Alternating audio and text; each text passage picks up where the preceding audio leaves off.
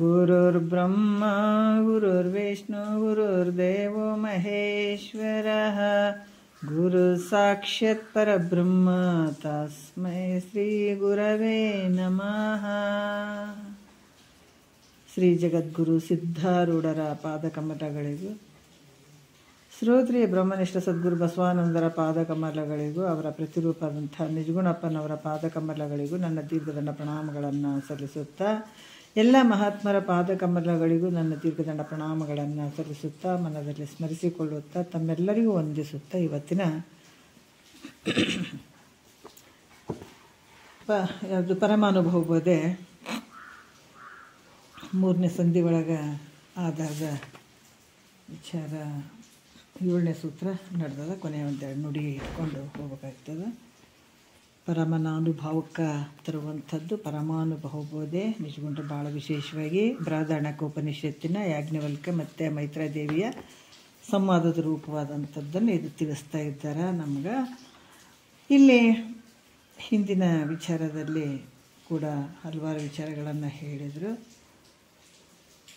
ಈ ಒಂದು ಸೂತ್ರದಲ್ಲಿ 7ನೇ ಸೂತ್ರದಲ್ಲಿ ಹೇಳ್ತಾರೆ, ಏನು ಹೇಳ್ತಾರೆ, ನಿನ್ನದಲ್ಲದ ತನು ಮೊದಲಾದವನು ನಿನ್ನವೆನ್ನಲು, ನಿನ್ನ ವೆನ್ನಲ್ ಎಲ್ಲವೂ ನಿನ್ನವೆನೆ ವೀಳ್ಕು ಅಂತ ಹೇಳ್ತಾರೆ ಅವರು. ಯಾಕಂದ್ರೆ ನಿನ್ನದಲ್ಲದ ಈ ತನು ಮೊದಲಾದವನು, ಯಾಕಂದರೆ ಇವೆಲ್ಲ ಶರೀರಗಳನ್ನು ಮತ್ತೆ ಮೊದಲಾಗೋದು ನಿನ್ನವು ಎನ್ನಲ್ ಎಲ್ಲವೂ ನಿನ್ನವೆನೆ ಹೇಳ್ಕು ಅಂತ ಹೇಳುವಂಥದ್ದು ಹೇಳ್ತಾರೆ. ಯಾಕಂದ್ರೆ ಶರೀರ ನಿನ್ನದು ಅಲ್ಲ, ನೀನು ಅಲ್ಲ.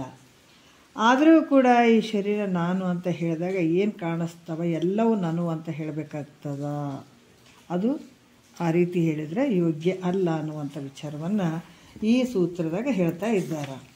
ಇಂದಿನ ಒಂದು ವಿಚಾರದಲ್ಲಿ ಕೂಡ ಹೇಳಿದರು. ಏನು ಹೇಳಿದರು?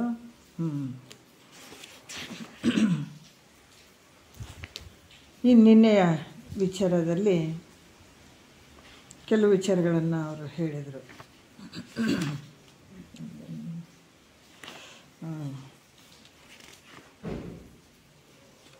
ಇದೇ ಇರ್ಬೋದಲ್ಲ. ಈಗ ನಾವು ಇಲ್ಲದ ಕುಲಗೋತ್ರವನ್ನು ನೀರೇ ನಿನಗೆಂಬೋಡೆಲ್ಲ ಜಾತಿಯ ಕುಲಗೋತ್ರವ ನಿಲ್ಲದೆ ನಿನಗೆ ಎಂಬುದಹುದು ದೇಹಾದಿಕದಲ್ಲಿ ನೀನೆಂತೂ ಭಾವಿಸಿದಂತೆ ಅನ್ನುವಂಥ ವಿಚಾರವನ್ನು ನಿನ್ನೆ ಬಂತು. ಯಾಕಂತಂದರೆ ಇವು ಯಾವ ಅಂದ್ರೆ ಕುಲ, ಗೋತ್ರ, ನಾಮ, ರೂಪ, ಕರ್ಮ ಇವೆಲ್ಲವುಗಳು ಕೂಡ ಇದು ದೇಹಕ್ಕೆ ಸಂಬಂಧಪಟ್ಟಂಥವು. ಆದರೆ ಇವು ನಾನು ಅಂತ ಹೇಳುವಂಥದ್ದಾದ್ರೆ ಎಲ್ಲ ಕುಲಗೋತ್ರಗಳು ನನವಾದವು ಅಂತ ನೀವು ಹೇಳಬೇಕಾಗ್ತದ ಅನ್ನುವಂಥ ವಿಚಾರವನ್ನು ಹೇಳ್ತಾ ಇದ್ದಾರೆ. ಅದಕ್ಕೆ ಇವೆಲ್ಲ ತೋರ್ತವ ಅಂತಂದ್ರು ಕೂಡ ಇಲ್ಲಿ ಇವು, ಯಾಕಂದ್ರೆ ಈ ದೇಹ ನೀನಲ್ಲ ಅಂದಮೇಲೆ ಈ ದೇಹಕ್ಕೆ ಸಂಬಂಧಪಟ್ಟಂಥ ಈ ಕುಲ ಗೋತ್ರಗಳು ನಿನಗಿಲ್ಲ, ಇದು ಸಂಬಂಧನೂ ಇಲ್ಲ. ಈಗಿದ್ದು ನಾನು ಅಂತ ನೀನೇನಾದರೂ ಅಭಿಮಾನ ಮಾಡಿದ್ರೆ ಲೋಕದಲ್ಲಿ ಭಾಳಷ್ಟು ಕುಲ ಗೋತ್ರಗಳು ಬಹಳಷ್ಟು ಅದಾವಲ್ಲ, ಅವೆಲ್ಲವನ್ನು ಅಂಗೀಕಾರ ಮಾಡ್ಬೇಕಾಗ್ತದೆ, ನನವೇ ಅಂತ ಅಂಗೀಕಾರ ಮಾಡ್ಬೇಕಾಗ್ತದೆ. ಯಾಕಂದ್ರೆ ಅನ್ಯ ಕುಲಗೋತ್ರಗಳು ನನಗೆ ಹೆಂಗಾಗ್ತಾವ್ರಿ ಅಂತ ನೀನೇನಾದ್ರು ಅಂದ್ರೆ ಇವು ಕೂಡ ನಿನಗೇನು ಕುಲ ಗೋತ್ರ ಏನು ಅಂತೀಯಲ್ಲ, ಅವು ನಿನಗಿಂತ ಭಿನ್ನ ಅದಾವ, ಅದ್ರಂಗೆ ಅವನು ಭಿನ್ನ ಅದಾವ. ಹಾಗಾಗಿ ಈಗ ನಿನಗೆ ನನ್ನ ಒಂದು ಕುಲಗೋತ್ರ ನಾನೇ ನಾನು ಅಂತ ನೀನು ಅನ್ನೋದಾದ್ರೆ ಇವು ದೃಶ್ಯವಾಗಿ ತಿಳಿಸಿಕೊಳ್ಳುವಂಥ ಎಲ್ಲ ಕುಲ ಮತ್ತು ಗೋತ್ರಗಳು ಎಲ್ಲ ನನವೇ ಅಂತ ಹೇಳಬೇಕಾಗ್ತದ. ವಿಚಾರ ಮಾಡು, ನೀನೇ ವಿಚಾರ ಮಾಡು. ಇದು ವಿಚಾರ ಮಾಡಿದರೆ ದೇಹದಲ್ಲಿ ಎಲ್ಲಾದರೂ ಕುಲ ಗೋತ್ರ ಏನಾರು ಅದಾವೇನೋ ಅಂದರೆ ಇಲ್ಲ. ಈ ಕುಲ ಗೋತ್ರಾದಿಗಳು ನಿನ್ನ ಭಾವನೆಯಲ್ಲಿ ಅದಾವ ಅಷ್ಟೇ ಹೊರತಾಗಿ ವಿಚಾರ ಮಾಡಿದರೆ ಇವು ಯಾವೂ ಇಲ್ಲ ಶರೀರದೊಳಗೆ. ಯಾಕಂದ್ರೆ ಪ್ರತಿಯೊಂದು ಸಪ್ತಧಾತು ಸಮಂಪಿಂಡಂ, ಎಲ್ಲರಿಗೂ ಶರೀರದಲ್ಲಿ ಸಪ್ತಧಾತುಗಳು ಅದಾವ ಶರೀರ, ಈ ರೀತಿ ಎಲ್ಲದರಲ್ಲಿ ಅದಾವ. ಆದ್ರೆ ಇದ್ರಾಗ ಜಾತಿ ಕುಲ ಅನ್ನುವಂಥದ್ದು ಏನಾರು ಐತೇನಂದರೆ ಎಲ್ಲೂ ಇಲ್ಲ. ಆದ್ರೆ ಇದು ಜೀವಿಗಳ ಸೃಷ್ಟಿ ಅದ, ಮತ್ತು ಇದು ನಿನ್ನ ಭಾವನೆಯಲ್ಲಿ ಅದು ಹೊರತಾಗಿ ಇದು ವಿಚಾರ ಮಾಡಿದ್ರೆ ಇವೆಲ್ಲ ಸುಳ್ಳದಾವ ಮೈತ್ರ, ಇದನ್ನು ತಿಳ್ಕೊಂಡು ನೋಡು, ಇವು ಪದಾರ್ಥದ ರೂಪಗಳಲ್ಲ ಅಂತ ಈ ರೀತಿಯಾಗಿ ಹೇಳ್ತಾರೆ. ಅಂದಮೇಲೆ ಸರ್ವರ ಜಾತಿ ಕುಲಗೋತ್ರಗಳು ನನ್ನುವಂಥ ನೀನು ಭಾವನೆಯನ್ನು ಮಾಡಿದ್ದೆ ಆದ್ರೆ ಅದು ತಪ್ಪಾಗ್ತದ ಅನ್ನುವಂಥ ವಿಚಾರವನ್ನು ಹೇಳ್ತಾರೆ. ಯಾಕಂದರೆ ಇದು ನಿನ್ನ ಭಾವನೆಯಲ್ಲಿ ಆದಂಥ ವಿಚಾರ ಮಾಡಿದರೆ ಇದೆಲ್ಲ ಸುಳ್ಳು ಅಂತ ಹೇಳಿ ಇಲ್ಲಿ 2ನೇ ನುಡಿಯಲ್ಲಿ ಹೇಳ್ತಾರೆ, ಪುಸಿ ನಿನಗಿಲ್ಲದ ಪೆಸರಿಗೆ ಓ ಎಂಬಡೆ ಪೆಸರು ಅನಂತಗಳು ಉಂಟು, ಅವಕ್ಕೆಲ್ಲ ಸಸಿನಿ ನೀನು ಓ ಎಂಬುತ್ತಿರಬೇಹುದು ಅಲಸದೆ ವಸುದೆಯೋಳು ಮಾದಿ ನರನಂತೆ ಅಂತ ಹೇಳ್ತಾರೆ. ನೋಡ್ರಿ, ಎಲ್ಲೆಲ್ಲಿಗೆ ಬಂದರು ಹಂತವಾಗಿ ಬರ್ತಾರೆ, ಹೆಂಗೆ ಬಿಚ್ಚುತ್ತಾರೆ ನೋಡ್ರಿ ಎಳಿಗಳನ್ನು. ನಾವೆಲ್ಲವನ್ನು ಎಷ್ಟು ಗಟ್ಟಿಯಾಗಿ ಹಿಡ್ಕೊಂಡು ಕೂತ್ಕೊಂಡಿದ್ದೀವಿ, ಮಹಾತ್ಮರು ಒಂದೊಂದು ಎಳಿಯಾಗಿ ಬಿಚ್ಚುತ್ತಾರೆ. ಏನು ಹೇಳ್ತಾರೆ ನೋಡ್ರಿ, ಈಗ ನೀನು ಇದು ಶರೀರನೇ ನೀನು ಅಲ್ಲ ಅಂತಂದಮೇಲೆ ಈ ದೇಹದ ಹೆಸರಾದರೂ ನೀನು ಅದೇನು, ನಿನಗೈತೇನು? ಹೆಸರು ಕೂಡ ನಿನಗಿಲ್ಲ. ಎಷ್ಟು ಅದ್ಭುತವಾಗಿ ಹೇಳ್ತಾರೆ. ಯಾಕಂತಂದ್ರೆ ಆ ಪುಸಿ ನಿನಗಿಲ್ಲದ ಸುಳ್ಳಾಗಿರುವಂಥದ್ದು, ನಿನಗೆ ಇಲ್ಲದೇ ಇರುವಂಥ ಹೆಸರು ಓ ಅಂತ ಹೇಳ್ತೀವಿ. ನಾವು ವಿಚಾರ ಮಾಡಿದಾಗ ಗೊತ್ತಾಗ್ತದೆ. ಅದಕ್ಕೆ ಮಹಾತ್ಮರ ವಾಕ್ಯ ಏನಂದ್ರೆ, ಇದಕ್ಕೆ ಕೇಳಿ ನಂತರ ಊಟ ಮಾಡಿದ ತಕ್ಷಣ ಕರಗಂಗಿಲ್ಲ, ಹೌದಿಲ್ಲ? ಊಟ ಮಾಡಿಬಿಟ್ಟಿರ್ತೀವಿ, ಮಾಡಿದ ತಕ್ಷಣ ಒಂದು 5-10 ನಿಮಿಷದಾಗ ಊಟ ಕರಿಗಿಬಿಡ್ತೇವೆ ಅನ್ನೋದ್ರಲ್ಲ, ಅದು ಸ್ವಲ್ಪ ಟೈಮ್ ಬೇಕು ಕರಗಕ್ಕೆ. ಅದ್ರಂಗೆ ಈ ಗುರು ವಾಕ್ಯಗಳನ್ನು ನಾವು ತೊಗೊಂಡ ನಂತರ ಅದನ್ನು ನಾವು ಕರೆಸ್ಕೊಳಕ್ಕೆ ಸ್ವಲ್ಪ ಟೈಮ್ ಬೇಕು. ಅದನ್ನು ವಿಚಾರ ಮಾಡಬೇಕಾಗ್ತದೆ, ಚಿಂತನೆ ಮಾಡಬೇಕಾಗ್ತದೆ, ಅದು ಅನುಭವಕ್ಕೆ ತೊಗೊಳ್ಬೇಕಾಗ್ತದೆ. ಸುಮ್ಮನೆ ಹಿಂಗೆ ಕೇಳಿ ಹಿಂಗೆ ಬಿಡೋದಲ್ಲ ಈ ವಿಚಾರಗಳು. ಏನು ಹೇಳ್ತಾರೆ, ಮೊದಲು ಕೂಡ ಹೆಸರಿಲ್ಲ ನಿನಗೆ, ಮುಂದೆ ಹೋಗ್ತೀವಿ ಮುಂದೆ ಕೂಡ ಹೆಸರಿಲ್ಲ, ನಡು ಮಾತ್ರ ತೋರಕತ್ತದಲ್ಲ. ಗಡಿಗೆ ಅಂತೀವಿ, ಕೊಡ ಅಂತೀವಿ, ಪಾಟ್ ಅಂತೀವಿ, ಮೊದಲೇ ಇಲ್ಲ ಹೆಸರು ಅದಕ್ಕೆ.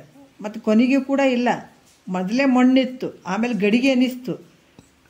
ಆದರೆ ಗಡಿಗೆ ಒಳಗೆ ಮಣ್ಣೇ ಅದು ಇರೋದು, ಆದ್ರೆ ಮತ್ತೆ ಹೊಡೆದೋದ ನಂತರ ಅದು ಮಣ್ಣೇ ಆಗ್ತದಲ್ಲ. ಅದ್ರಂಗ ಇಲ್ಲಿ ಕೂಡ ಏನು ಹೇಳ್ತಾರ, ಹೆಸರೇ ಸುಳ್ಳಾಗಿರುವಂಥದ್ದು ಐತೆ.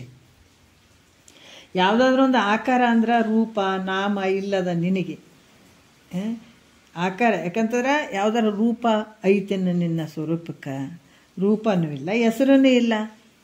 ನಿನ್ನಲ್ಲಿ ಕಲ್ಪಿತವಾದ ಶರೀರವನ್ನು ಕುರಿತು. ಇದು ಹೆಂಗದ ಶರೀರ? ಗಡಿಗೆ ಹಂಗೆ ಕಲ್ಪಿತ. ಅದು ಸತ್ಯ ಅದೇನ?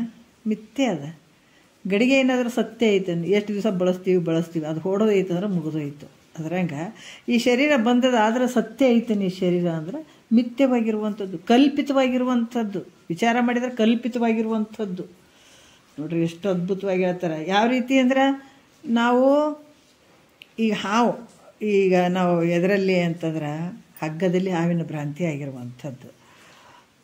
ಇಲ್ಲಿ ಹಾವು ಅಂತ ಹೆದರಿ ಬಿಡ್ತೀವಿ.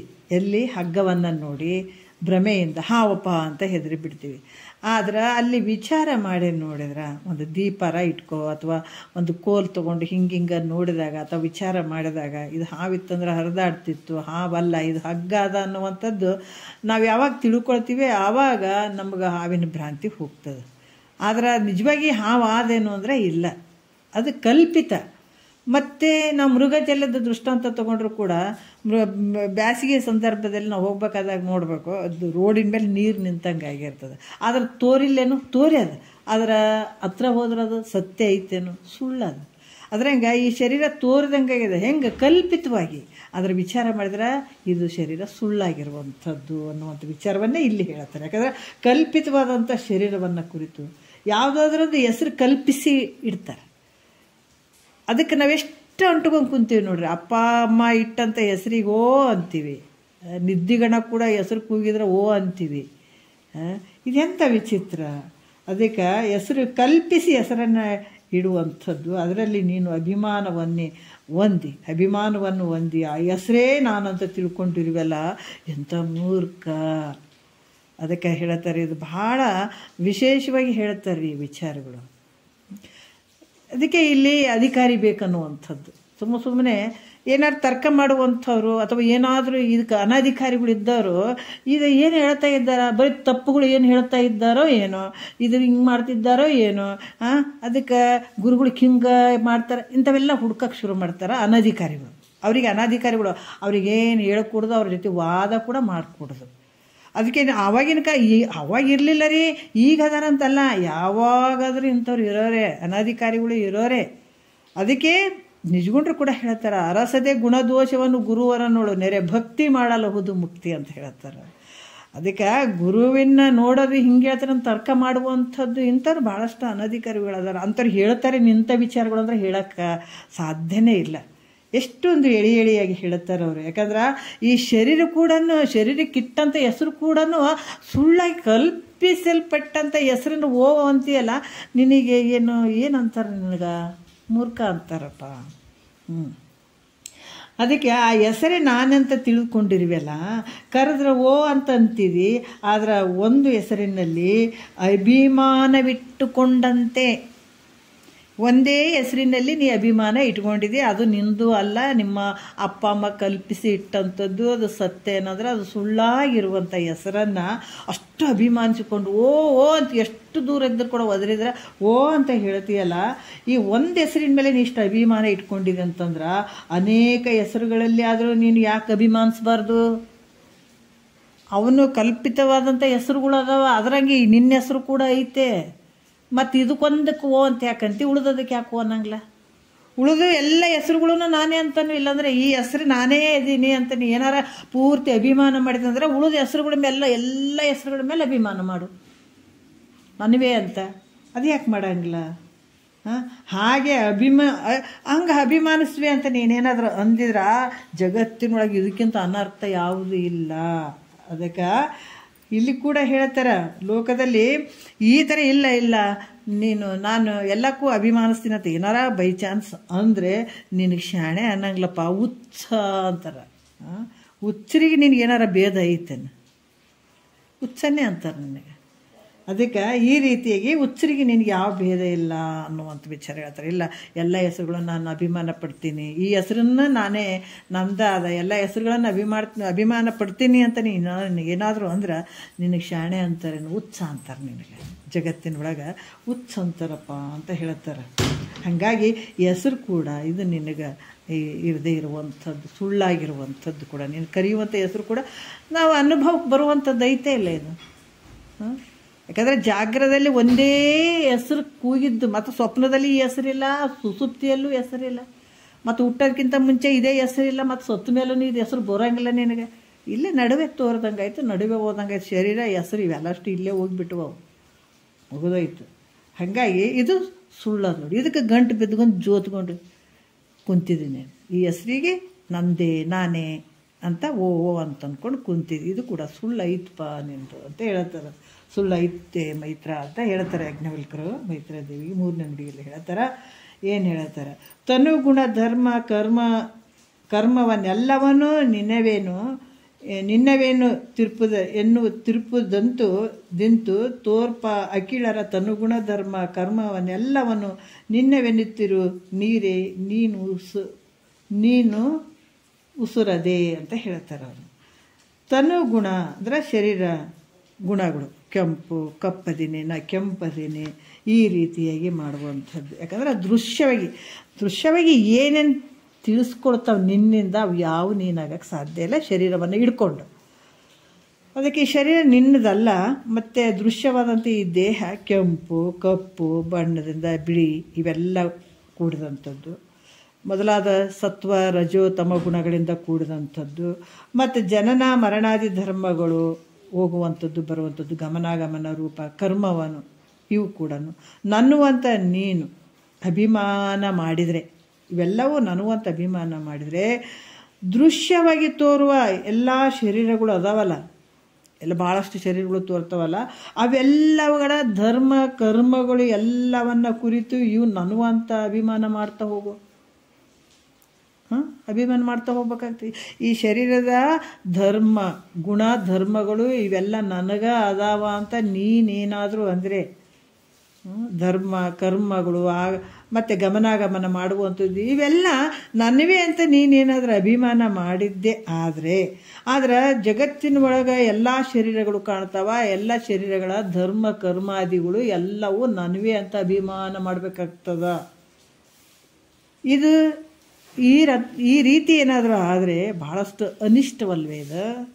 ಹಂಗಾಗ್ತದ, ಅಯೋಗ್ಯ ಆಗ್ತದೆ ಈ ವಿಚಾರ ನೀವು ಒಪ್ಪಿದ್ದೆ ಆದರೆ ಅನ್ನುವಂಥ ವಿಚಾರವನ್ನು ತಿಳಿಸ್ತಾರೆ. ಹಂಗಾಗಿ ಈ ಶರೀರದ ಗುಣ ಧರ್ಮಾಧಿಕವು ನಿನಗೆ ಸಂಬಂಧ ಇಲ್ಲ ಮೈತ್ರ.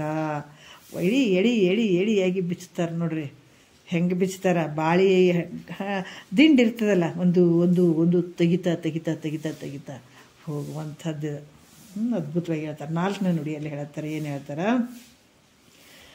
ನಿನ್ನವಲ್ಲದವನು ನಿನ್ನವು ಎಂದೆಂಬುಡೆ, ನಿನ್ನವೆಂದೆನ್ನು ಲೋಕದೊಳೆಂತು ಭಿನ್ನ ರೂಪಿಂದ ಉದಿಸಿದ ವಿಷಯಗಳ ನಿನ್ನು ನೀನು ಅಲಸ್ಯವಿಲ್ಲದೆ ಅಂತ ಹೇಳ್ತಾರೆ. ಏನು ಹೇಳ್ತಾರ ಅಂದ್ರೆ, ನಿನ್ನವಲ್ಲದವನು ಇವ್ಯಾವು ಶರೀರದ ಏನು ನಿನ್ನ ಸಂಬಂಧ ಇಲ್ಲದೆ ಇರುವಂಥವುಗಳನ್ನು ನನವು ಅಂತ ನೀನು ಅಂದಿದ್ದೇ ಆದರೆ, ಯಾಕಂದ್ರೆ ಪಂಚ ಸ್ತೋತ್ರಾದಿ ಅಂತಂದಾಗ ಜ್ಞಾನೇಂದ್ರಿಯಗಳು, ಸ್ತೋತ್ರಾದಿ ಅಂದಾಗ ಜ್ಞಾನೇಂದ್ರಿಯಗಳು, ಸ್ತೋತ್ರ, ತೊಕ್ಕು, ಜಿಹ್ವ, ಗ್ರಹಣ, ನೇತ್ರ, ಇವು ಜ್ಞಾನೇಂದ್ರಿಯರಿಗೆ ಗೋಚರಗಳಾದಂಥ ಅನೇಕ ವಿಷಯಗಳನ್ನು ಕುರಿತು, ಅನೇಕ ವಿಷಯಗಳೇನದಾವ, ಇವೆಲ್ಲವನ್ನು ಕುರಿತು ನೀನು ನನ್ನವು ಅಂತ ಅನ್ನುವಂಥ ಮಮಕಾರ ಮಾಡ್ತಿ. ಆದರೆ ಜಗತ್ತಿನಲ್ಲಿ ಬೇರೆ ಬೇರೆ ಎಷ್ಟೋ ವಿಷಯಗಳು ತೋರ್ತಾವಲ್ಲ. ಯಾಕಂತಂದ್ರೆ ಇವು ಜ್ಞಾನೇಂದ್ರಿಯ ಗೋಚರವಾಗಿರುವಂಥ ಶಬ್ದ, ಸ್ಪರ್ಶ, ರೂಪು, ರಸಗಂಧ ಈ ವಿಷಯಗಳ ಇವು ನಾನು ಅಂತ ನೀನು ಮಮಕಾರ ಮಾಡ್ತಿದ್ದೆ. ಆದ್ರೆ ಜಗತ್ತಿನಲ್ಲಿ ಬೇರೆ ಬೇರೆ ಎಷ್ಟೋ ವಿಷಯಗಳು ತೋರ್ತಾವಲ್ಲ, ಅವೆಲ್ಲವೂ ನೀನು ನನ್ನುವ ಅಂತ ಮಮಕಾರ ಮಾಡಬೇಕಾಗ್ತದ. ಮತ್ತು ಇಂದ್ರಿಯ ಸಂಬಂಧವಾದ ವಿಷಯದಲ್ಲಿ ಕೂಡ ಅಭಿಮಾನಿಸುವಂಥದ್ದು ಯೋಗ್ಯ ಅಲ್ಲ. ಇಂದ್ರಿಯಗಳ ಸಂಬಂಧದಲ್ಲಿ ಕೂಡ ನಾನು ನೋಡಿದೆ, ನಾನು ಬಿಟ್ಟೆ, ಇವೆಲ್ಲ ಇದ್ರ ಸಂಬಂಧವಾದಂಥ ವಿಷಯದಲ್ಲಿ ಕೂಡ ನೀನು ಅಭಿಮಾನಿಸುವಂಥದ್ದು ಯೋಗ್ಯ ಅಲ್ಲ ಮೈತ್ರ ಅಂತ ಹೇಳುವಂಥ ವಿಚಾರವನ್ನು ಹೇಳ್ತಾರೆ ಅವರು. ಮತ್ತು 5ನೆಯ ನುಡಿಯಲ್ಲಿ ಹೇಳ್ತಾರೆ, ಯಾಕಂದ್ರೆ ನಿನ್ನದು ಅಲ್ಲದೇ ಇರುವಂಥದ್ದು ನಿಂದು ನಂದು ಅಂತ ಅಂದರೆ ಇವೆಲ್ಲವೂ ನನವೇ ಅನ್ಬೇಕಾಗ್ತದೆ. ಜ್ಞಾನೇಂದ್ರಿಯಗಳ ಮೂಲಕ ತೋರುವಂಥ ವಿಷಯಾದಿಗಳ ಮೇಲೆ ಮಮಕಾರ ಮಾಡಿದ್ರೆ, ಆ ವಿಷಯಗಳನ್ನು ಅಭಿಮಾನ ಮಾಡಿದ್ರೆ ತೋರುವಂಥವೆಲ್ಲ ವಿಷಯಗಳು ನನವ ಅಂತ ಅಭಿಮಾನ ಮಾಡಬೇಕಾಗ್ತದೆ. ಈ ರೀತಿ ಮಾಡೋದ್ರಿಂದ ಅಯೋಗ್ಯ ಆಗ್ತದೆ ಮೈತ್ರ ಅಂತ ಹೇಳ್ತಾರೆ. ಮತ್ತು ಈ ಕರ್ಮೇಂದ್ರಿಯಗಳು 5ನೇ ನುಡಿಯಲ್ಲಿ ಹೇಳ್ತಾರೆ, ಮಾಡದ ಕರ್ಮವ ಮಾಡಿದನೆಂದೊಡೆ ನಾಡೆಲ್ಲರೆಸಗಿದ ಕರ್ಮವ ಮಾಡಿದನೆನ್ನು ನೀನು ಅನುದಿನ ಅವರಲ್ಲಿ ಮಾಡಿದನೇನೆ ಹಾನಿ ನಿನಗುಂಟೆ ಅಂತ ಹೇಳ್ತಾರೆ ನೋಡಿ. ಯಾಕಂದ್ರೆ ಈ ಕರ್ಮೇಂದ್ರಿಯಗಳು ವಾಕ್, ಪಾಣಿ, ಪಾದ, ಗುಹೆ, ಗುದ ಅನ್ನುವಂಥದ್ದು. ಈ ಪಂಚ ಕರ್ಮೇಂದ್ರಿಯಗಳು ನೀನಲ್ಲ, ಇವು ಕೂಡ ಯಾವನೇನು ಸಂಬಂಧನೇ ಇಲ್ಲ ಇವು. ಅಂದಮೇಲೆ ಅವುಗಳಲ್ಲಿ ಆದ ಕ್ರಿಯೆಗಳು ಅವು ಅದರಿಂದ ಆದಂಥ ಕ್ರಿಯೆಗಳು ನಿನಗೆ ಸಂಬಂಧ ಇಲ್ಲ. ಅದಕ್ಕೆ ಇವು ಹೀಗಿದ್ದು ಈ ವಾಕ್, ಪಾಣಿ, ಪಾದ ಇವೆಲ್ಲ ಇಂದ್ರಿಯಗಳು ಅದಾವಲ್ಲ, ಆಯಾ ಕರ್ಮಗಳನ್ನು ನಾನೇ ಮಾಡಿರುವೇನಂತ ನೀನು ಅನ್ನುವೆ. ಆದರೆ ನೋಡ್ರಿ, ಇವೆಲ್ಲ ವಾಕ್, ಪಾಣಿ, ಪಾದ ಇವೆಲ್ಲ ಇವುಗಳಿಂದ ಆದಂಥ ಏನು ಕೆಲಸಗಳು ಅದಾವ, ಕಾರ್ಯಗಳು ಅದಾವ, ಕ್ರಿಯೆಗಳು ಅದಾವ, ಇವೆಲ್ಲ ನಾನೇ ಮಾಡಿದಂಥ ನೀನು ಅನ್ನುವೆ. ಆದ್ರೆ ಜಗತ್ತಿನಲ್ಲಿರುವಂಥ ಜನರು ಮಾಡಿರುವಂಥ ಕರ್ಮವನ್ನು ಎಲ್ಲವನ್ನು ನಾನೇ ಮಾಡೀನಂತ ಅನ್ಬೇಕಾಗ್ತದ. ನೋಡ್ರಿ ಹೆಂಗೆ ಎಳಿಯಾಗಿ ತಿಳಿಸ್ತಾ ಇದ್ದಾರ. ಇವೆಲ್ಲವನ್ನು ನಾನೇ ಮಾಡಿದ್ದೀನಂತ ನೀನು ಹೇಳಲೇಬೇಕಾಗ್ತದ. ಯಾಕಾಗಂಗಿಲ್ಲ ಅಂತ ಈ ಒಪ್ಪಿದರೆ ಇಲ್ಲಿ ಕೂಡ ಇದಕ್ಕಿಂತ ಲೋಕದಲ್ಲಿ ಬೇರೆ ಏನಾದರೂ ಒಂದು ಅನರ್ಥ ಐತೇನು ಅಂದರೆ ಇಲ್ಲ, ಬಹಳಷ್ಟು ತಪ್ಪುಗಳು ಆಗಿಬಿಡ್ತಾವೆ, ಅನರ್ಥ ಆಗಿಬಿಡ್ತದೆ ಇಲ್ಲಿ. ಹಾಗಾಗಿ ಹೇಳು ಅಂದ್ರೆ ಇದಕ್ಕಿಂತಲೇ ಬೇರೊಂದು ದೊಡ್ಡದಾದ ಅನರ್ಥ ಇಲ್ಲವೇ ಇಲ್ಲ ಮೈತ್ರ. ಅದಕ್ಕೆ ಈ ಕರ್ಮಗಳು ಏನದಾವ, ನೀ ಮಾಡದ ಕರ್ಮವು ಮಾಡಿದನೆಂದೊಡೆ. ಯಾಕಂದ್ರೆ ನಿನಗೆ ಸಂಬಂಧನೇ ಇಲ್ಲ ಈ ಕರ್ಮಗಳು, ಈ ಶರೀರದಿಂದ ಕರ್ಮೇಂದ್ರಿಯಗಳು ಮಾಡಿದಂಥ ಕ್ರಿಯೆಗಳು ಏನದಾವ ನಿನಗೆ ಸಂಬಂಧ ಇಲ್ಲ. ಒಂದು ವೇಳೆ ಸಂಬಂಧ ಅದಂದ್ರೆ ಜಗತ್ತಿನಾಗ ಎಲ್ಲ ಶರೀರಗಳಿಂದ ಮಾಡಿದಂಥ ಕರ್ಮಗಳು ಎಲ್ಲ ನಾನೇ ಮಾಡಿ ಅನ್ಬೇಕಾಗ್ತದೆ. ಅದಕ್ಕೆ ತಪ್ಪಾಗ್ತದ. ಇವು ನಿನ್ನಲ್ಲಿ ಕರ್ಮೇಂದ್ರಿಯಗಳೇನು ಕೆಲಸ ಮಾಡ್ತಾವಲ್ಲ ಅವು ಯಾವ ನಿನಗೆ ಸಂಬಂಧ ಇಲ್ಲ. ಹಿಂಗೆ ತಿಳ್ಕೊ. ಒಂದು ವೇಳೆ ತಿಳಿದಿದ್ದೆ ಅಂದರೆ ಜಗತ್ತಿನಲ್ಲಿ ಎಲ್ಲ ಶರೀರಗಳಲ್ಲಿ ನಡೆಯುವಂಥ ಕರ್ಮ ಏನದಾವ ಇವೆಲ್ಲ ಕರ್ಮದ ಕ್ರಿಯೆಗಳು ನಾನೇ ಮಾಡಿ ಅನ್ಬೇಕಾಗ್ತದ. ಅದಕ್ಕೆ ಈ ಕರ್ಮೇಂದ್ರಿಯಗಳು ಕೂಡ ಅದರ ಕ್ರಿಯೆಗಳು ಕೂಡ ನಿಮ್ಗೆ ಸಂಬಂಧ ಇಲ್ಲ ಮೈತ್ರ ಅಂತ ಹೇಳ್ತಾರೆ ಅವರು. 6ನೇ ನುಡಿಯಲ್ಲಿ ಹೇಳ್ತಾರೆ, ಏನು ಹೇಳ್ತಾರೆ ನೋಡೋಣ. ತನು ವಿಷಯಗಳನ್ನು ಅನುಭವಿಸುವವನೇ ನೀನು ಅನುಭವಿಸುವನೆಂಬಡೆ ಇದಿರಿಟ್ಟು ತನು ವಿಷಯಾದಿಗಳನ್ನು ಅನುಭವವೆಲ್ಲವೂ ಅನಿತೆ ನೀನು ಅರಿ ನಿನ್ನವೆನಿಸುಗು. ನೋಡ್ರಿ, ಯಾಕಂದ್ರೆ ತನು ವಿಷಯಗಳನ್ನು ಅಂದ್ರೆ ಈ ತನು ಅಂದರೆ ಶರೀರ, ದೇಹ, ಮತ್ತು ಈ ವಿಷಯಗಳನ್ನು ಅನುಭವಿಸುವವನೇ ಅಂದ್ರೆ ಈ ವಿಷಯಗಳನ್ನು ಅನುಭವ ಮಾಡುವಂಥವನು ಈ ದೇಹ ಆಗಿರ್ಬೋದು, ಇಂದ್ರಿಯಗಳಾಗಿರ್ಬೋದು. ವಿಷಯ ಇಂದ್ರಿಯಗಳು ಅಂದರೆ ಈ ಕರ್ಮೇಂದ್ರಿಯಗಳು ಮತ್ತು ಜ್ಞಾನೇಂದ್ರಿಯಗಳು. ವಿಷಯ ಅಂದರೆ ಶಬ್ದ, ಸ್ಪರ್ಶ, ರೂಪು, ರಸಗಂಧ ಇವುಗಳನ್ನು ಅನುಭವ ಮಾಡುವವನು ನಾನು ಅಂತ ನೀನು ಹೇಳುವುದಾದರೆ ಜಗತ್ತಿನಲ್ಲಿ ಎಷ್ಟೋ ದೇಹ ಅದಾವ, ವಿಷಯಗಳು ಅದಾವ, ಅವೆಲ್ಲವನ್ನು ನಾನೇ ಅನುಭವಿಸ್ತಾ ಇದ್ದೀನಿ ಅಂತ ತಿಳ್ಕೊಬೇಕಾಗ್ತದೆ.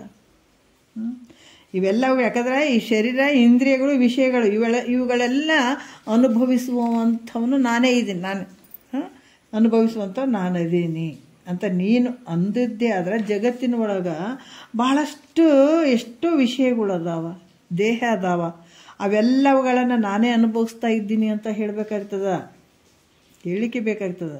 ಅಂದ್ರೆ ಒಂದನ್ನು ನೀ ಅಭಿಮಾನ ಮಾಡಿದ್ದೇ ಆದ್ರೆ ಜಗತ್ತಿನಲ್ಲಿ ಸರ್ವ ವಿಷಯಗಳ, ದೇಹಗಳ ಎಲ್ಲವನ್ನು ಅಭಿಮಾನ ನೀ ಮಾಡಬೇಕಾಗ್ತದೆ.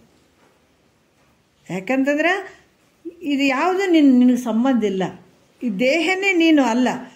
ಮತ್ತು ಇರದೇ ಇರುವಂಥದ್ದು ನಾನು ಅಂತಂದ್ರೆ ಇದಕ್ಕೆ ಸಂಬಂಧಪಟ್ಟಂಥ ಜಗತ್ತಿನೊಳಗೆ ಎಲ್ಲಷ್ಟು ತೋರ್ತವೆ, ಎಲ್ಲ ನಾನೇ ಅನ್ಬೇಕಾಗ್ತದೆ. ಭಾಳ ತಪ್ಪಾಗ್ತದೆ ಮೈತ್ರ. ಇದು ಈ ಒಳಗಿನ ಗುಟ್ಟು ನೋಡ್ರಿ, ಗೂಢಾರ್ಥ ಇವೆ ಹೆಂಗೆ ಅದಾವ. ಒಂದನ್ನು ಯಾಕಂತಂದ್ರೆ ಇಲ್ಲಿ ಮೂರ್ಖ ಅಂತಾರೆ ಮಹಾತ್ಮರು, ಇಲ್ಲೇ ನಮಗೆ ಹೇಳೋದು, ಇರದೇ ಇರುವಂಥ ವಸ್ತುಗಳನ್ನು ಹಿಡ್ಕೊಂಡು ಕುಂತಿದ್ದೀನಿ ನೀನು, ಅದಕ್ಕೆ ಕಳ ಬೇಡ, ಕಳತನ ಮಾಡಿಬಿಡಿ, ಇವೆಲ್ಲ ಕಳತನ ಮಾಡ್ಕೊಂಡು ನಾನು ಅಂತ ಬಾಚ್ಕೊಂಡು ಕುಂತಿಯೆಲ್ಲ ಬಿಟ್ಬಿಡು ಅಂತಾರೆ ಅವರು. ಎಂಥ ಕಳ್ಳನೋ ನೀನು, ಜನ್ಮ ಜನ್ಮಾಂತರದಲ್ಲಿ ಕಳತನ ಮಾಡ್ಕೊಂಡು ಬಂದವ ನೀನು. ಇರದೇ ಇರುವಂಥ ಶರೀರವನ್ನು ನಾನು ಅನ್ಕೊಂತ ಕುಂತಿದ್ದೀ ನೀನು. ಮತ್ತು ಇದು ಕಳತನ ಅಲ್ಲನ, ಎಲ್ಲ ಬಾಚ್ಕೊಂಡು ಕುಂತಿದ್ದೀನಿ ನಾನು ಅಂತ. ಆದರೆ ವಿಚಾರ ಮಾಡಿದ್ರೆ ಇವು ನಿನ್ನವನ. ಒಂದು ವೇಳೆ ಇವು ನಂದು ಅಂತ ಅನ್ನೋದಾದ್ರೆ ಅರಿಸಿಕೊಳ್ಳುವಂಥದ್ದು, ದೃಶ್ಯವಾಗಿ ತಿಳಿಸಿಕೊಳ್ಳುವಂಥದ್ದು ಯಾವುದು ನೀನಲ್ಲ. ಮತ್ತು ಈ ಶರೀರ ನಾನು ಅಂತ ನೀನು ಇದ್ರ ಮೇಲೆ ಭಾಳ ಅಭಿಮಾನ ಮಾಡಿದಿ, ಶರೀರದಲ್ಲಿರುವಂಥ ಇಂದ್ರಿಯಗಳು ನನವು ಅಂತ ಅಭಿಮಾನ ಮಾಡಿದಿ, ಮಾಡುವಂಥ ಕ್ರಿಯೆಗಳು ಅಭಿಮಾನ ಮಾಡಿದಿ, ಈ ಶರೀರದ ಗುಣ ಧರ್ಮಗಳು ಎಲ್ಲ ನನವೇ ಅಂತಂದ್ರೆ ಜಗತ್ತಿನಲ್ಲಿ ಎಲ್ಲ ಶರೀರಗಳು ತೋರ್ತಾವ, ಎಲ್ಲ ಈ ವಿಷಯಗಳು ತೋರ್ತಾವ, ಇಂದ್ರಿಯಗಳು ತೋರ್ತಾವ, ಎಲ್ಲ ಪ್ರತಿಯೊಂದು ವ್ಯವಹಾರ ತೋರ್ತದಲ್ಲ, ಅವು ದೃಶ್ಯವಾಗಿ ನಿನ್ನ ಶರೀರ ಹೆಂಗೆ ದೃಶ್ಯವಾಗಿ ಅರಿಸಿಕೊಳ್ಳುತ್ತದ, ಈ ಇಂದ್ರಿಯಗಳು ಹೆಂಗೆ ದೃಶ್ಯವಾಗಿ ತಿಳಿಸಿಕೊಳ್ತಾವ. ಅನ್ಯರ ಶರೀರಗಳಲ್ಲಿ ಅವರ ಗುಣಧರ್ಮಗಳು ಎಲ್ಲವೂ ಅನ್ಯವಾಗಿ ತಿಳಿಸ್ಕೊಳ್ತಾವಂತಂದಾಗ ಅದಕ್ಕೆ ನಿನಗೆ ವ್ಯತ್ಯಾಸ ಇಲ್ಲ, ಎಲ್ಲವೂ ನನವೇ ಅಂತ ಹೇಳ್ಬೇಕಾಗ್ತದೆ, ಅಭಿಮಾನ ಪಡಬೇಕಾಗ್ತದ. ಅದಕ್ಕೆ ಸೂಕ್ಷ್ಮವಾಗಿ ತಿಳ್ಕೊ, ಒಳಗೆ ಬಿಟ್ಕೋ, ಯಾವ ನಾನು ಅಲ್ಲ. ಎಷ್ಟು ಅದ್ಭುತ ನೋಡ್ರಿ. ಅದಕ್ಕೆ ಇವೆಲ್ಲವನ್ನು ಇದ್ರ ಮೇಲೆ ಅಭಿಮಾನ ಮಾಡುವಂಥ ಸರ್ವದ್ರ ಮೇಲೆ ಅಭಿಮಾನ ಪಡ್ಬೇಕಾಗ್ತದೆ. ಒಂದಕ್ಕೆ ನೀನು ಅಭಿಮಾನ ಮಾಡಿದ್ದೇ ಆದ್ರೆ ಮತ್ತು ಇಷ್ಟು ತಿಳ್ಕೊಂಡು ಮತ್ತೆ ನೀನು ಅಭಿಮಾನದ ಭಾವ ಹೊಂದಿದ್ದೇ ಆದರೆ ನಿನ್ನಷ್ಟು ಮೂರ್ಖ ಯಾರಿಲ್ಲ. ಕೇಳೋದಕ್ಕಿಂತ ಮುಂಚೆ ಹೋಗ್ಲಿ ಬಿಡಂತಾರೆ ಮಹಾತ್ಮರು. ಇಲ್ಲೇ ಬರೋದು, ಇಲ್ಲಿ ಹೆಂಗೆ ಪದ್ಧತಿ ಬರ್ತದಂತಂದ್ರೆ ಗುರುವಾಕ್ಯವನ್ನು ತಕ್ಷಣ ಹಿಡ್ಕೊಂಡು ಅದು ಅರಗಿಸ್ಕೊಳ್ಬೇಕು, ಅಂದರೆ ಇಲ್ಲಿ ಕೆಲಸ ಆಗ್ತದೆ. ಈಗ ಭಾಳಷ್ಟು ಜನ ತಾತಾರ ಹತ್ರ ಬರ್ತಿದ್ರು, ಕೇಳಕ್ಕಂತ ಬರ್ತಿದ್ರು. ತತ್ವಮಸಿ ವಾಕ್ಯ 8 ದಿವಸ ಹೇಳ್ತಾನೆ ಇದ್ದಾರೆ. ಮತ್ತು ಸ್ವಲ್ಪ ದಿವಸ ಆದ ನಂತರ ಆ ದೇವ್ರ ಹಂಗ್ರಿ, ಈ ದೇವ್ರ ಹಿಂಗ್ರಿ, ಹಿಂಗೆ ಹೋಗ್ಬೇಕ್ರಿ, ಹಂಗೆ ಹೋಗ್ಬೇಕ್ರಿ, ಅಲ್ಲಿ ಐತ್ರಿ ಪೂಜೆ, ಇಲ್ಲಿ ಐತ್ರಿ ಪೂಜೆ, ಇವೆಲ್ಲ ಅನ್ಯ ರೀತಿಯಿಂದ ಭಾವನೆಯಿಂದ ಮತ್ತು ಹೇಳಿದಾಗ ಮತ್ತು ಗುರುಗಳು ಏನು ಮಾಡ್ತಾರೆ ಹೇಳ್ರಿ. ನಮಗೆ ಹಂಗೆ ಹೇಳಿದಾಗ ತಕ್ಷಣ ನಮ್ಗೆ ಗಟ್ಟಿ ಆಗೇ ಬಿಡಬೇಕು. ಈಗ ಅಲ್ಲ ಅಂತಂದ ಮೇಲೆ ಒಂದು ಸಲಕ್ಕೆ ಹೋಗಂಗಿಲ್ಲ, ಗಟ್ಟಿ ಆಗ್ಬೇಕಂದ್ರೆ ಇನ್ನು ಪುಣ್ಯದ ಫಲ ಇದ್ದಾಗ ಒಂದು ಸಲ ಕರೆಕ್ಟ್ ಅಲ್ಲಪ್ಪ. ಏಕದೇವ ಸರ್ವಭೂತೇಶು ಕೂಡ, ಎಲ್ಲ ಕಡೆ ಭಗವಂತ ತುಂಬಿದಾನ, ಅಣುರೇಣು ಧೃಣಕಾಷ್ಟದಲ್ಲಿ ಇದ್ದಾನೆ. ಮುಕ್ತಿ ಅನ್ನುವಂಥ ಸರ್ವತ್ರ ತುಂಬಿದೆ. ಇಷ್ಟೇ ಸಾರಿ ಚೆಲ್ಲದ ಮುಕುತಿ ಗುರು ತೋರಿಸದಲ್ಲದೆ ಎಲ್ಲ ಕಡೆ ಮುಕ್ತಿ ಅನ್ನುವಂಥದ್ದು ತುಂಬಿಬಿಟ್ಟದಂದಾಗ ಇಷ್ಟಕ್ಕೆ ಮುಕ್ತರಾಗಬಹುದಾಗಿತ್ತಲ್ಲ, ಯಾಕಾಗಲಿಲ್ಲ? ಹೊಳಗೆ ಎಳೆಯದಾವ, ಅವೆಲ್ಲ ತಿಳ್ಕೊಬೇಕಲ್ಲ. ಮ್ಯಾಲದ ಪ್ರಶ್ನೆ ಅಷ್ಟೇ, ಮತ್ತು ಉತ್ತರನ ಕಂಡು ಹಿಡಿಬೇಕಲ್ಲ ಬುಕ್ ತೆಗೆದು. ಪರೀಕ್ಷೆದಾಗ ಏನೋ ಒಂದು ಹುಡುಗರಿ ಪ್ರಶ್ನೆ ಕೊಟ್ರಂತಂದ್ರೆ ಮತ್ತೆ ಅಷ್ಟಕ್ಕೆ ಆಯ್ತು ಅಂತಾರೇನ? ಅದು ಪುಸ್ತಕನೇ ಹುಡುಕ್ಬೇಕಾಗ್ತದೆ ಉತ್ತರ ಸಲುವಾಗಿ. ಪ್ರಶ್ನೆ ಕೊಟ್ಟಿದಾರ, ಏನಿರ್ಬೋದು ಒಳಗೆ ಅಂತ. ನಾವು ಆ ಕೆಲಸ ಮಾಡಿವನಿ ಇವತ್ತು ಯಾರಾದ್ರೂ? ಇಲ್ಲ, ಅಷ್ಟೇ ಕೇಳೀವಿ, ಮುಚ್ಚಿಟ್ಟಿವಿ ಅಷ್ಟೇ.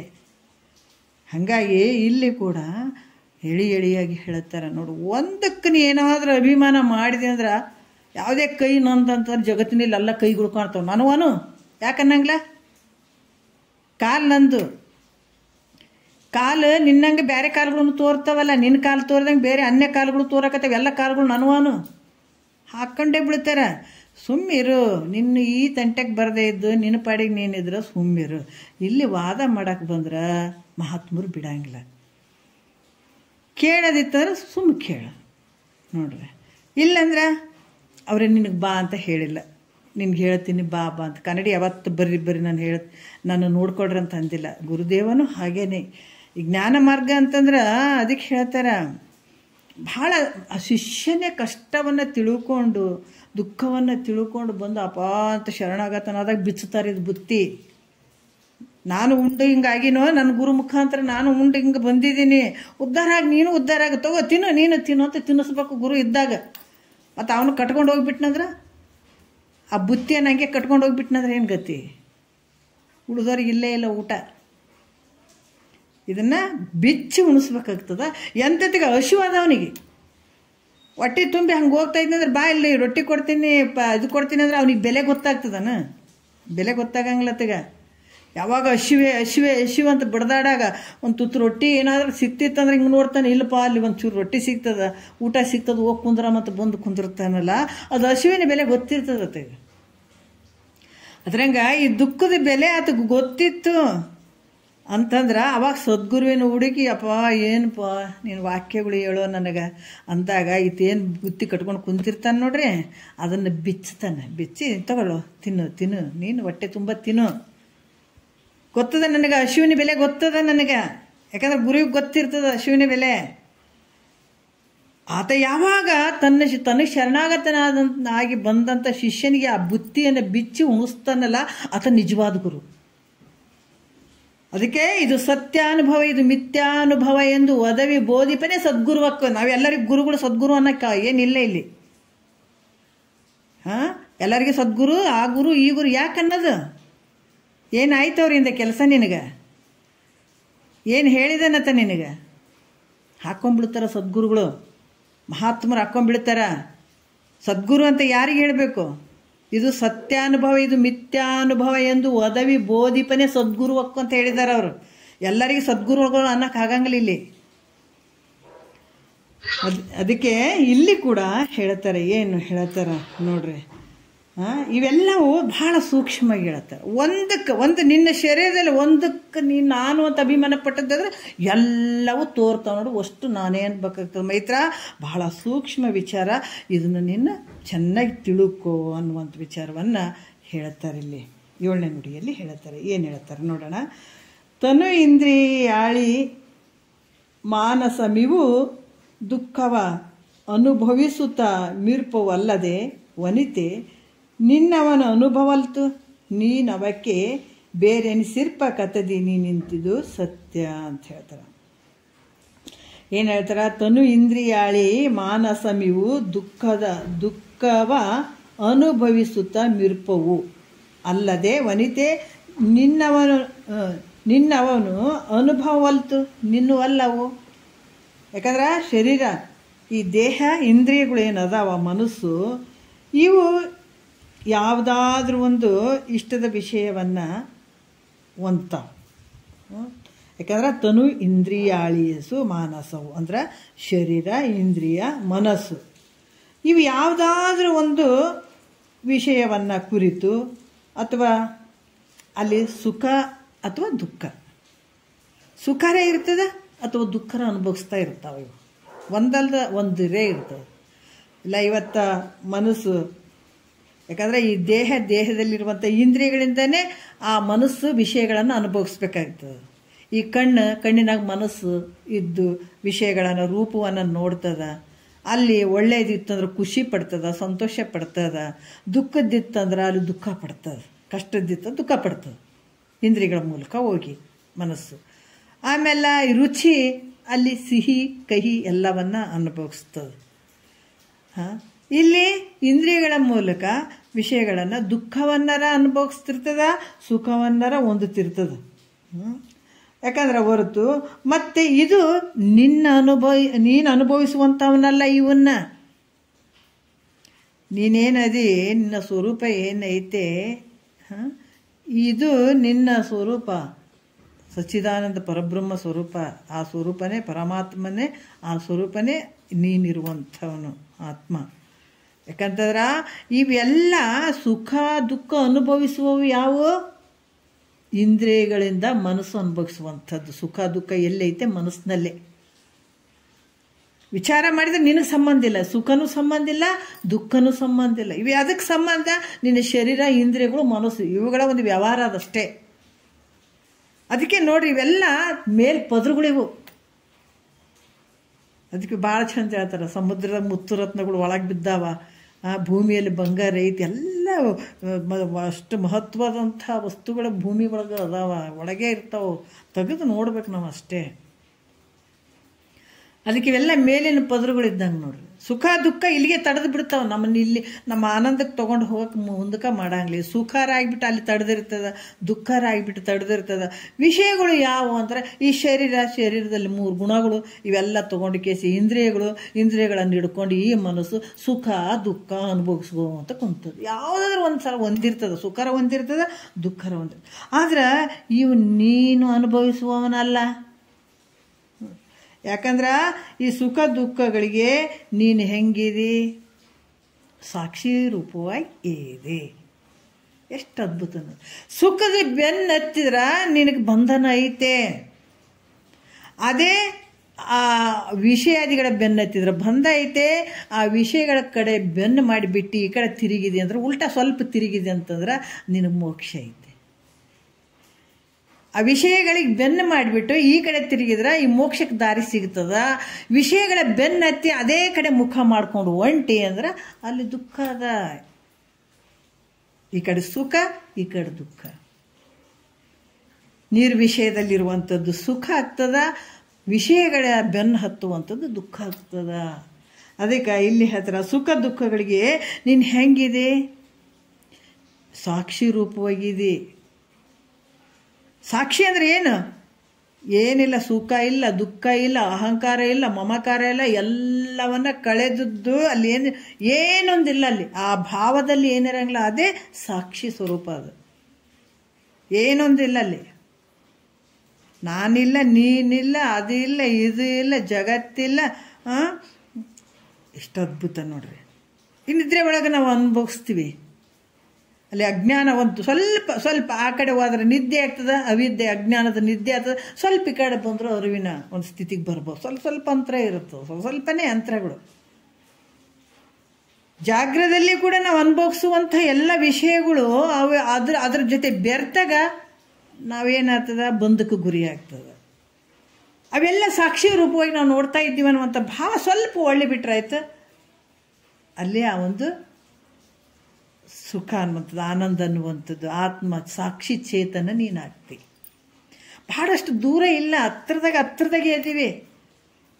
ದೂರವಿಲ್ಲವೋ ಮುಕುತಿ ದೂರವಿಲ್ಲವೋ ಅಂತ ಹೇಳ್ತಾರಲ್ಲ, ಬಹಳ ಹತ್ರದಾಗ ಇರ್ತೀವಿ. ಸ್ವಲ್ಪದಾಗ ಗದ್ದಲಾಗಿರ್ತದೆ ನಮಗಷ್ಟೇ. ಈ ಸುಖ ದುಃಖ ನಮಗೆ ಅದಾವಂತ ಆರೋಪ ಮಾಡ್ಕೊಂಡು ಕುಂತೀವಿ. ಆದ್ರೆ ಸುಖ ದುಃಖ ನಿನ್ನಲ್ಲಿ ತೋರಕತ್ಯಾವ. ಶರೀರ ಹೆಂಗದ? ಶರೀರಕ್ಕಿರುವಂಥ ಇಂದ್ರಿಯದಲ್ಲಿರುವಂಥ ವಿಷಯಗಳನ್ನು ಹಿಡ್ಕೊಂಡು ಈ ಮನಸ್ಸು ಸುಖ ದುಃಖ ಅಂತ ವ್ಯವಹಾರ ಈ ಶರೀರದಲ್ಲೇ ನಡೆದದ. ಆದ್ರೆ ಶರೀರ ಎಲ್ಲಿ ತೋರಿದಂಗಾಗ್ಯದ? ನಿನ್ನೊಳಗ ಕಲ್ಪನೆಯಿಂದ ತೋರಿದಂಗಾಗ್ಯದ ಅಂದಾಗ ಮುಗಿದ ಹೋಯ್ತು.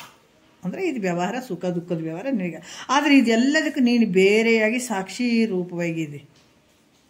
ಎಲ್ಲದಕ್ಕೂ ಸಾಕ್ಷಿಯಾಗಿರುವಂಥ ಆಕಾಶ ಐತಲ್ಲ. ಇವತ್ತು ಎಷ್ಟೋ ಜನ ಸಾಯ್ತಾರೆ, ಎಷ್ಟೋ ಜನ ಊಟುತ್ತಾರೆ, ಏನಾರು ಐತೆ ಅನ್ನೋ ಸಾಕ್ಷಿ ರೂಪವಾಗಿ ಇರ್ತದೆ.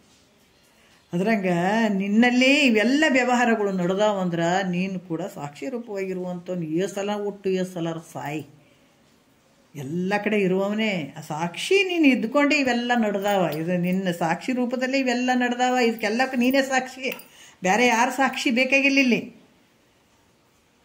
ಎಲ್ಲಕ್ಕೂ ಸಾಕ್ಷಿ ಸ್ವರೂಪವಾಗಿ ನೀನು ಬೇರೆನೇ ಐತಿ. ಅದರಿಂದ ನೀನು ಸುಖನೂ ಅನುಭವಿಸುವಂಥವನಲ್ಲ, ದುಃಖನೂ ಅನುಭವಿಸುವಂಥದ್ದು ನಿನಗೆ ಇಲ್ಲ. ಯಾವುದೇ ನಿನಗಿಲ್ಪ ಇಲ್ಲ ಮೈತ್ರ ಅಂತ ಹೇಳ್ತಾರೆ ಅವರು. ಮತ್ತಿಲ್ಲಿ 8ನೇ ನುಡಿಯಲ್ಲಿ ಹೇಳ್ತಾರೆ,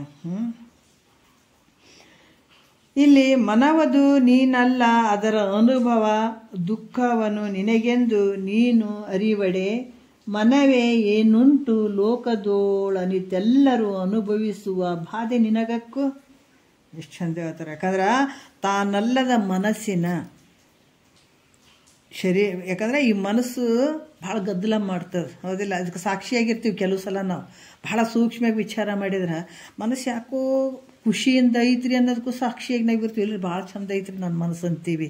ನನ್ನ ಮನಸ್ಸು ಗದ್ದಲ ಆದಾಗ ಕೂಡ ಏನಾಗ್ತದೆ, ಹೆಂಗೋ ಒಂದು ಗದ್ದಲ ಥರ ಆಗುವಂಥದ್ದು, ಗೊಂದಲ ಆಗುವಂಥದ್ದು ಹೇಳ್ತಾರೆ. ಅದಕ್ಕೆ ಇದಕ್ಕೆಲ್ಲ ಸಾಕ್ಷಿ ರೂಪವಾಗಿ ನೀನಿರುವಂಥವ್ನು. ಯಾಕಂದ್ರೆ ಅದು ಮನಸ್ಸು ನೀನಲ್ಲ, ನಿನಗೆ ಅನ್ಯ ಅದ, ಅದು ತಿಳಿಸಿಕೊಡುತ್ತದೆ. ಈ ಮನಸ್ಸಿನಾಗ ಸುಖ ದುಃಖಗಳು ಇರ್ತಾವೆ. ಅದಕ್ಕೆ ಇಲ್ಲಿ ಕೂಡ ಹೇಳ್ತಾರೆ, ಮನವದು ನೀನಲ್ಲ, ಅದರ ಅನುಭವ ದುಃಖವನ್ನು ನಿನಗೆಂದು ನೀನು ಅರಿಬೇಡೆ. ಅವು ಯಾವುದು ನೀನಲ್ಲ, ಮನಸ್ಸಿನ ಸುಖ ದುಃಖಗಳು ನಿನಗಿಲ್ಲ, ಮನಸ್ಸು ನೀನಲ್ಲ ಅಂದಮೇಲೆ ಅಂತ ಮನಸ್ಸಿನ ಆ ಮನಸ್ಸು ಅನುಭವಿಸ್ತಾ ಇರುವಂಥದ್ದು ಸುಖ ದುಃಖಗಳು ನಿನಗಿಲ್ಲ.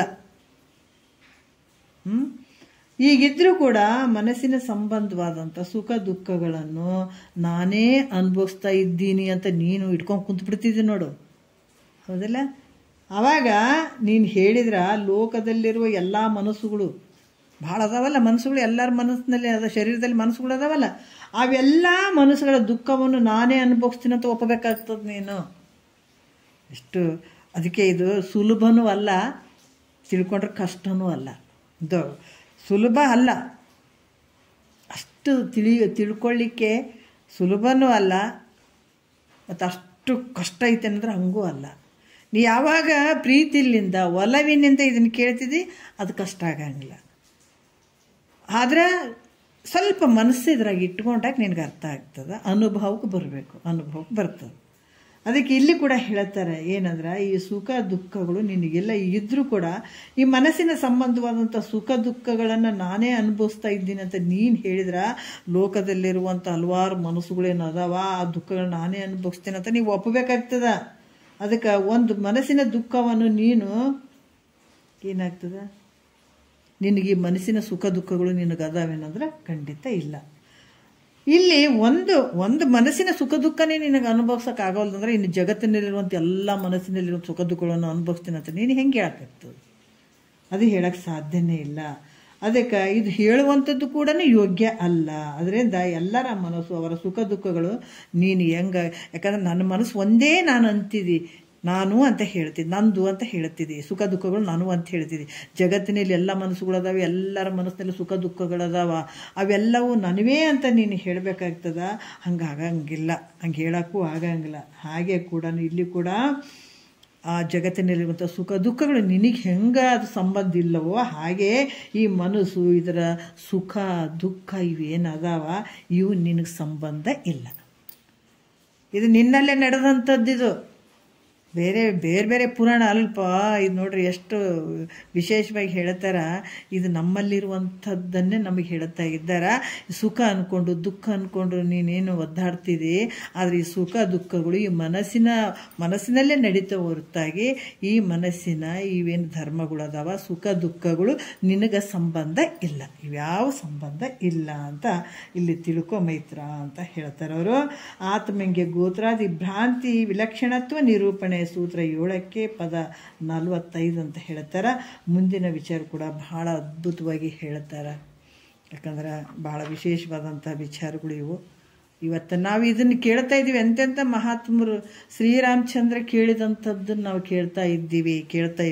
ಯಾಕಂದ್ರೆ ಅವರು ಮನುಷ್ಯನ ಶರೀರ ತೊಟ್ಕೊಂಡು ಬಂದು ಪ್ರತಿಯೊಬ್ಬರು ಇದನ್ನು ಮಾಡ್ಕೊಳ್ಳೇಬೇಕಾದಂಥದ್ದಂತ ನಮ್ಗೆ ಆದರ್ಶವಾಗಿ ಶ್ರೀರಾಮಚಂದ್ರ ವಸಿಷ್ಠ ಗುರುಗಳನ್ನು ಮಾಡಿಕೊಂಡು ಅವ್ರಿಗೆ ಇದೇ ಜ್ಞಾನವನ್ನು, ಮತ್ತು ಬೇರೆ ಜ್ಞಾನ ಕೇಳ್ಯಾರೇನ್ರಿ ಶ್ರೀರಾಮಚಂದ್ರ ಅಂತಲ್ಲ, ಅವರು ಇದನ್ನೇ ಕೇಳಿದರು. ಸಾಂದೀಪ್ ಗುರುಗಳನ್ನು ಮಾಡ್ಕೊಂಡು ಶ್ರೀಕೃಷ್ಣ ಪರಮಾತ್ಮ ಕೇಳಿದಂಥ ಇದೇ ಜ್ಞಾನ, ಇದು ಯಾವಾಗಲೂ ಅಡಿಗೆ ಯಾವತ್ತೂ ಇದು ನಾಶ ಆಗಿ ಹೋಗದೇ ಇರುವಂಥದ್ದು, ಕೆಡದೇ ಇರುವಂಥದ್ದು.